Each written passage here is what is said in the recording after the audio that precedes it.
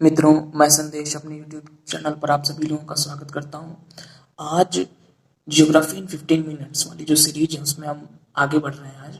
और आज का जो हमारा टॉपिक है बहुत ही इम्पोर्टेंट और इंटरेस्टिंग, ये है एटमॉस्फेरिक सर्कुलेशन। अब आप सोचेंगे कि एटमॉस्फेरिक सर्कुलेशन छोटे से अध्याय में हम कैसे पढ़ेंगे, तो हम यहाँ इसकी डिटेलिंग नहीं करेंगे, ये एक अलग टाइप का चैप्टर होगा, लेकिन आपके लिए बहुत इंपॉर्टेंट है। एटमॉस्फेरिक सर्कुलेशन में दोस्तों बहुत सारे लोगों को ये कन्फ्यूज़न है, मेरे ही बहुत सारे फ्रेंड्स को इसमें कन्फ्यूज़न रहता है कि atmospheric circulation, general atmospheric circulation, try cellular meridional circulation, आखिर ये सारी चीज़ें हैं क्या, और अगर प्रश्न आएगा तो हमें क्या लिखना होगा। तो ये एक बहुत ही कॉमन सा डाउट है। तो आज के इस छोटे से अध्याय में हम लोग ज़्यादा डिटेलिंग नहीं करेंगे, बस हम समझेंगे कि एटमॉस्फेरिक सर्कुलेशन क्या होता है, जनरल एटमॉस्फेरिक सर्कुलेशन क्या होता है, क्योंकि कुछ लोगों के सिलेबस में जनरल एटमॉस्फेरिक सर्कुलेशन होगा, यूजी पीजी में कहीं पर होगा, और हो सकता है किसी के सिलेबस में एटमॉस्फेरिक सर्कुलेशन केवल हो, किसी के सिलेबस में ट्राई सेल्युलर मेरिडियनल सर्कुलेशन हो। तो अगर हमें ये नहीं पता रहेगा कि जनरल सर्कुलेशन क्या है, एटमॉस्फेरिक वाला क्या है और ट्राई सेल्युलर क्या है, तो हम पढ़ नहीं पाएंगे सही से उस चीज़ को। हो सकता है कि हमें जनरल पढ़ना हो, हम पूरा एटमॉस्फेरिक पढ़ने लगें, तो समय ज़्यादा हमारा वेस्ट होगा। तो इसीलिए ये समझ लेना ज़रूरी हो जाता है कि किसमें हम किन किन चीज़ों को शामिल करते हैं। तो चलिए अपने इस अध्याय को शुरू करते हैं। सबसे पहले यहाँ लिखा हुआ है एटमॉस्फेरिक सर्कुलेशन, वायुमंडलीय परिसंचरण। सर्कुलेशन मतलब परिसंचरण, और परिसंचरण की अगर आप हिंदी देखेंगे, परिसंचरण का मतलब थोड़ा अगर उसको शब्द की व्याख्या करेंगे तो परि मतलब चारों ओर, और संचरण मतलब किस चीज का, हवा का संचरण।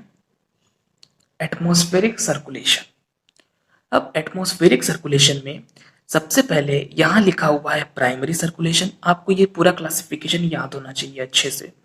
प्राइमरी सर्कुलेशन, सेकेंडरी सर्कुलेशन और टर्शरी सर्कुलेशन, ये तीन तरीके के हमारे सर्कुलेशंस होते हैं। और इसमें से प्राइमरी सर्कुलेशन में किन किन चीज़ों को हम शामिल करते हैं, अब आइए हम लोग इसको देखते हैं। फ्रेंड्स इधर अब आप इस पे फोकस करिए, ये प्राइमरी सर्कुलेशन के नीचे वाला पोर्शन है।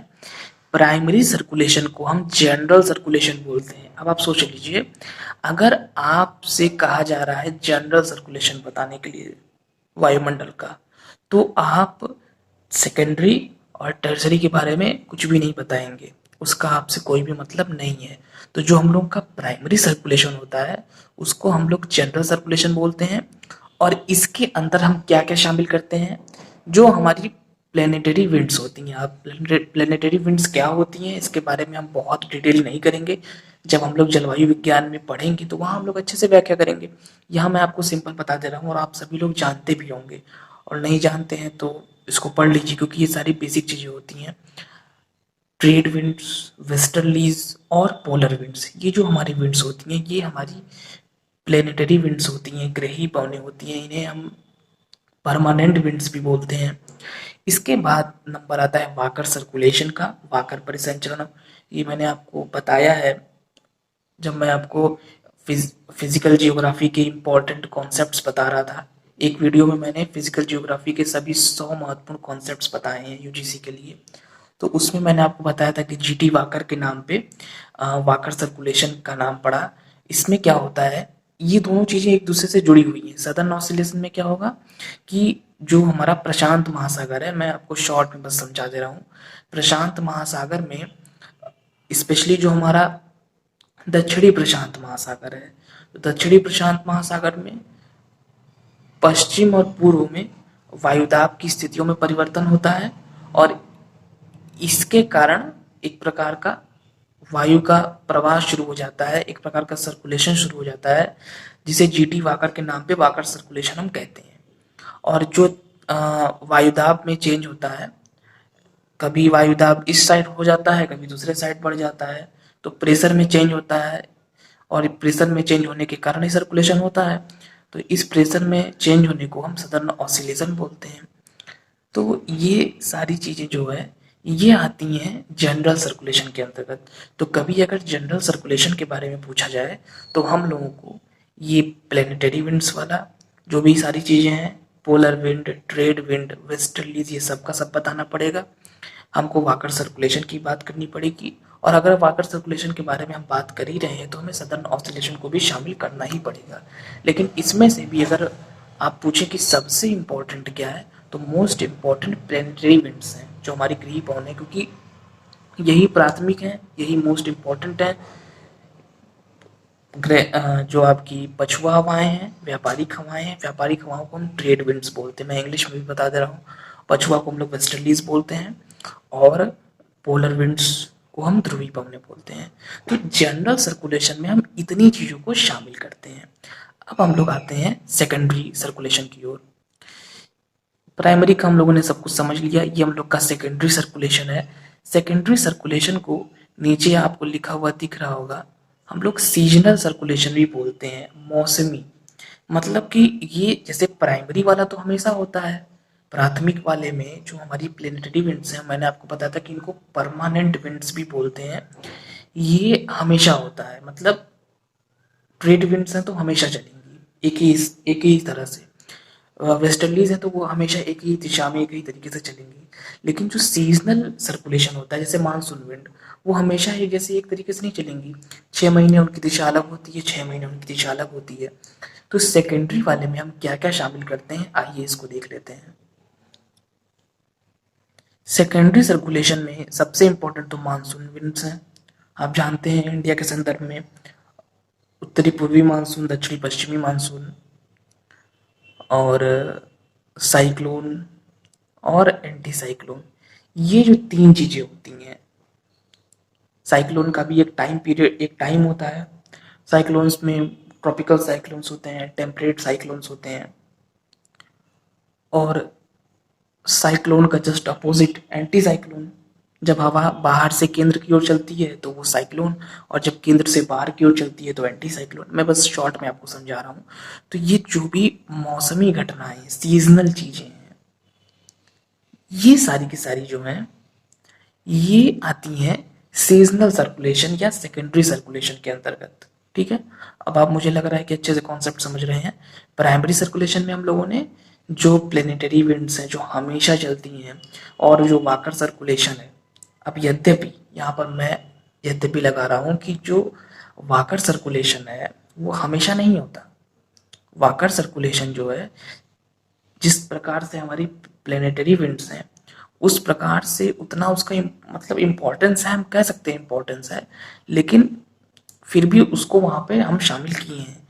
लेकिन ये जो है हमारे एंटी साइक्लोन, साइक्लोन और मानसून, ये बिल्कुल सीजनल है, तो इसीलिए इनको हम सेकेंडरी सर्कुलेशन के अंतर्गत शामिल करते हैं। तो इसमें हम एंटी साइक्लोन, साइक्लोन और मानसून को शामिल करते हैं, और सीजनल चीज़ें हैं ये आप जान ही रहे हैं। तो ये होता है हम लोग का सेकेंडरी सर्कुलेशन, बहुत ही सिंपल सी चीज़ है। अब हम लोग आगे बढ़ते हैं और अब चलते हैं टर्शरी की ओर। जो हम लोग का टर्शरी सर्कुलेशन होता है, इसको डेली सर्कुलेशन ही बोलते हैं, नाम से ही स्पष्ट है, नाम में ही लिखा हुआ है डेली सर्कुलेशन। और इसके अंतर्गत हम लोग रखते हैं जो हमारी लोकल विंड्स हैं। लोकल विंड्स कौन कौन सी हैं? लोकल विंड आप जानते होंगे, हम लोग पढ़ेंगे भी उसको अच्छे से। जो किसी स्थान से बह रही, जैसे मान लीजिए आप कहीं, मान लीजिए आप राजस्थान में घूमने गए हैं, मैं एग्जांपल बता रहा हूँ, कल्पना करिए राजस्थान आप घूमने गए हुए हैं, और आपको बिल्कुल एक रेत भरी हुई हवा आपके पास आई, और वो कौन सी विंड है? वो परमानेंट विंड तो है नहीं, ना ही वो मानसून वाली विंड है, वो लोकल विंड है। जो लोकल विंड्स होती हैं वो पर्टिकुलर किसी स्थान से प्रभावित होती हैं जहाँ से वो आ रही हैं। अब जैसे आप किसी नदी के किनारे खड़े हैं तो आपको ठंडी हवा लग रही है, वो भी एक प्रकार की लोकल विंड है। तो लोकल विंड में आपको कुछ नाम याद होंगे, नहीं याद है तो उसको देख लीजिएगा। चिनूक, फॉन, सिराको, हरमट्टान, बोरा, मिस्ट्रल, ब्लिजर्ड, यामो, सांता आना, ट्रेमोंटेन और लेवेंटर, पेम्पेरो, बहुत सारे नाम हैं। और ये पूछे जाते हैं कि कौन सी लोकल विंड कहाँ की है। जैसे चिनूक, फॉन, चिनूक यूएसए की एक गर्म हवा है, फॉन स्विट्जरलैंड की है। इसी तरीके से ब्लिजर्ड बहुत ही ठंडे क्षेत्रों की है, ध्रुवीय क्षेत्रों की है। और लू लू भी लू लू के नाम से तो आप परिचित ही होंगे, इंडिया में बहुत है। इंडिया में गर्मी के महीने में चलती है, तो लू इंडिया की एक लोकल विंड है। इसी तरीके से कुछ मैं आपको और बताता हूँ। यामो यामो जापान की एक लोकल विंड है। पैम्पेरो पंपास जो एरिया है साउथ अमेरिका में, वहाँ की एक लोकल विंड है। तो इसी तरीके से अलग अलग तरह की हमारी लोकल विंड्स होती हैं, इनको हम टर्शरी में शामिल करते हैं। इसके साथ ही साथ जो हमारी स्थलीय समीर होती हैं, सागरी समीर, पर्वतीय समीर और घाटी समीर, इन सभी को हम, जिनका डेली वाला सिस्टम है, मतलब दैनिक संचरण जिनका होता है, ऐसा नहीं है कि हमेशा स्थलीय स्थलीय चल रही है। दिन में आपकी चलेगी सागरी, रात में चलेगी स्थलीय। दिन में चलेगी आपकी घाटी और रात में चलेगी पर्वतीय समीर। तो ये सारी जो चीजें होती हैं, तो इन सबको हम टर्सरी सर्कुलेशन के अंतर्गत शामिल करते हैं। तो फ्रेंड्स, इस पूरे पेज का आप एक स्क्रीनशॉट ले लीजिए, उसको रख लीजिए पास में और एक जगह नोट कर लीजिए। यहाँ से आपका बिल्कुल पूरा का पूरा कॉन्सेप्ट क्लियर हो जाएगा कि एटमॉस्फेरिक सर्कुलेशन में हम primary circulation, secondary circulation, tertiary circulation तीनों को शामिल करते हैं। मतलब अगर आप बोल रहे हैं एटमॉस्फेरिक सर्कुलेशन, प्रश्न आता है या आपसे कोई पूछता है या आपको लिखने को आता है कहीं पर कि आप एटमॉस्फेरिक सर्कुलेशन के बारे में बताइए, तो आपको प्राइमरी सर्कुलेशन बताना पड़ेगा। अब प्राइमरी में आप पूरा सारी की सारी परमानेंट विंड के बारे में बताएंगे, वाकर सर्कुलेशन सदन ऑसिलेशन के बारे में बताएंगे। सेकेंडरी वाले में आप एंटी साइक्लोन, साइक्लोन, मानसून इत्यादि के बारे में बताएंगे, वो सीजनल चीज़ें होती हैं। और टर्सरी वाले में जो भी मैंने बताया, लोकल विंड और जो भी स्थलीय सागरी समीर, लैंड सी ब्रीज और माउंटेनियस और वैली ब्रीज, इन सब के बारे में आप बताएंगे। तो एटमॉस्फेरिक सर्कुलेशन एक बहुत बड़ा कॉन्सेप्ट है, इसमें सबको शामिल कर लिया जा रहा है, प्राइमरी वाले को भी, सेकेंडरी वाले को भी, टर्सरी वाले को भी। बहुत लंबा है ये, इस पे एक पूरी बुक लिखी जा सकती है। आप खुद ही सोचिए कि कितने बड़े बड़े टॉपिक्स हैं, ये सब के सब अपने आप में बड़े बड़े टॉपिक्स हैं। लेकिन अगर कभी पूछा जाए कि जनरल एटमॉस्फेरिक सर्कुलेशन, इसके आगे बस जनरल शब्द अगर लग जाता है तो पूरा का पूरा मामला वहीं से चेंज हो जाएगा। जनरल एटमॉस्फेरिक सर्कुलेशन अगर लिखने को आता है या जनरल सर्कुलेशन लिखने को आता है, तो फिर आपको ये सारी चीज़ें नहीं बतानी है। तो फिर आपको मेन फोकस करना है जनरल सर्कुलेशन में, जो आपका पर प्लेनेटरी विंड वाला है। वैसे तो पूरे के पूरे प्राइमरी को ही हम जनरल सर्कुलेशन बोलते हैं, जिसमें कि वाकर सर्कुलेशन और सदर्न ऑसिलेशन भी आ जाएगा। लेकिन उनमें भी आपको जो मेन फोकस करना है, अगर जनरल सर्कुलेशन आपसे पूछा जा रहा है वायुमंडल का सामान्य परिसंचरण बताइए, तो आपको कुछ नहीं करना है। बस हमारी 3 तरह की हवाएं होती हैं प्लेनेटरी विंड में, पछुआ हवाएं, ध्रुवीय हवाएं और व्यापारिक हवाएं, ट्रेड विंड, पोलर विंड और वेस्टर्लीज, इन्हीं के बारे में आपको बताना है। तो जनरल सर्कुलेशन क्या होता है, एटमॉस्फेरिक सर्कुलेशन पूरा होता है ये, और जनरल सर्कुलेशन सिर्फ ये होता है प्राइमरी वाला। और उसमें भी मेन फोकस जो होगा जनरल सर्कुलेशन में हमारा, वो होगा इन प्लेनेटरी विंड्स की ओर। तो ये होता है डिफरेंस एटमॉस्फेरिक सर्कुलेशन में और जनरल सर्कुलेशन में। अब आइए हम लोग देखते हैं छोटी सी चीज और, पढ़ रहे हैं तो देख ही लेते हैं उसको भी।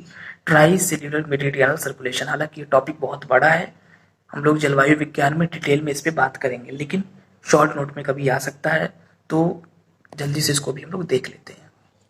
इसको बताना इसलिए ज़्यादा आवश्यक है क्योंकि बहुत सारे लोगों को इसमें भी डाउट होगा कि what is the difference between general circulation और एटमॉस्फेरिक सर्कुलेशन, वो तो क्लियर हो गया।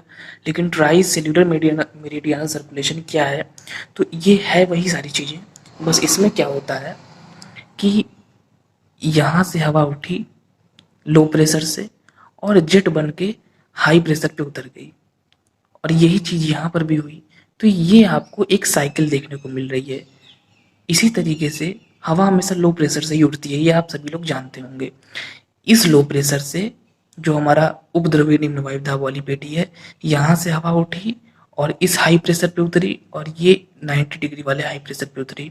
तो आपकी टोटल कितनी सेल्स बनी, इसमें कोशिकाएं बनी, एक ये कोशिका, इसके साथ एक ये कोशिका और एक ये कोशिका। देखिए मैंने शॉर्ट में लिख दिया है, ये आपकी ट्रॉपिकल सेल है जिसको हम लोग हेडली सेल भी बोलते हैं, ये आपकी टेम्परेट सेल है जिसको हम लोग फेरल सेल भी बोलते हैं, और ये हम लोग की पोलर सेल है। तो जो चीज़ें नॉर्थ के लिए हैं वही चीज़ें इसके लिए भी हैं। जैसे ये वाली हो जाएगी आपकी टेम्परेट सेल, ये हो जाएगी आपकी पोलर सेल। तो फिर से मैं बता दूं, ट्रॉपिकल या हेडली, टेम्परेट या फेरल, और ये पोलर। इसको मैंने इसलिए यहाँ पे बता दिया, डिटेल में तो इसकी व्याख्या बहुत लंबी हो जाएगी, वो हम लोग आगे कर लेंगे क्लाइमेटोलॉजी में।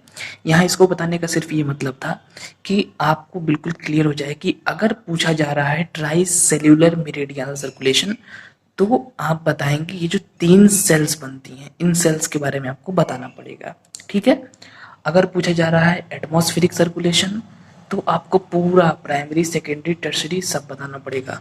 और अगर आपसे पूछा जा रहा है जनरल एटमॉस्फेरिक सर्कुलेशन या जनरल सर्कुलेशन, तो आपको मेनली प्राइमरी सर्कुलेशन पे फोकस करना है, और उसमें भी प्राइमरी में भी जो प्लेनेटरी विंड वाला सेक्शन है मेन फोकस करना है।